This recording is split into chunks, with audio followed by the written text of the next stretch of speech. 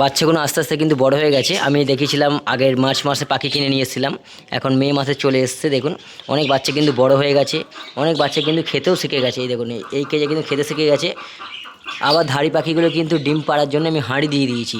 এর মধ্যে দুটো বাচ্চা আছে, আর এখানেও বাচ্চাগুলো আর এখানে ধাড়ি পাখিগুলো বেরিয়েছে।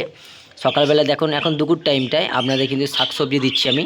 এটা আমার পার ডে দিতাম, তারপরে একটু বেলার দিকে একটু ভাত দেবো পাখিগুলোকে। দেখুন খুবই সুন্দর বাচ্চাগুলো হয়েছে। এই একটা বাচ্চা খুবই সুন্দর বাচ্চাগুলো হয়েছে। মানে যে পেয়ারগুলো কিনে নিয়ে এসেছিলাম সব পেয়ারে কিন্তু বাচ্চা পেয়ে গেছি। এখন অত্যন্ত গরম, ছাদের মধ্যে ঘর আছে, সেই জন্য আরও বেশি গরম হচ্ছে।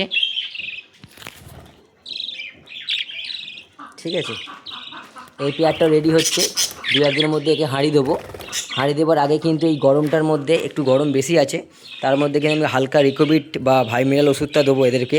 যেসব পাখির বাচ্চা হয়ে গেছে সেই সব পাখিগুলোকেও দেবো, বড় বড় বাচ্চাগুলো বার করে নেবো। আর এই পাখির কিন্তু ডিম আছে, একে ডিমটা চেক করে নিতে হবে যে ডিমের মধ্যে বাচ্চা আছে কি নেই। ঠিক আছে, তারপর কিন্তু হাঁড়ি দেবো।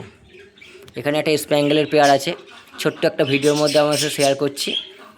ঠিক আছে, এখানে একটা পেয়ারে কিন্তু হাঁড়ি দিয়েছিলাম, হাঁড়ি দেওয়ার পর কিন্তু ডিম পেড়েছে। ডিমটা চেক করে নিতে হবে ডিমের কিন্তু ব্লাড আছে কি নেই, সেটাও আপনার সাথে লক্ষ্য রাখতে হবে।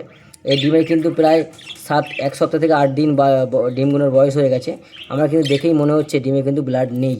তো পাখিটাকে কিন্তু রিল্যাক্স করে দিতে হবে, পাখিটাকে কিন্তু হাঁড়িটা খুলে নিতে হবে, তারপর ভাইমিনাল বা রিকোভিট দিতে হবে পাখিগুলোটাকে।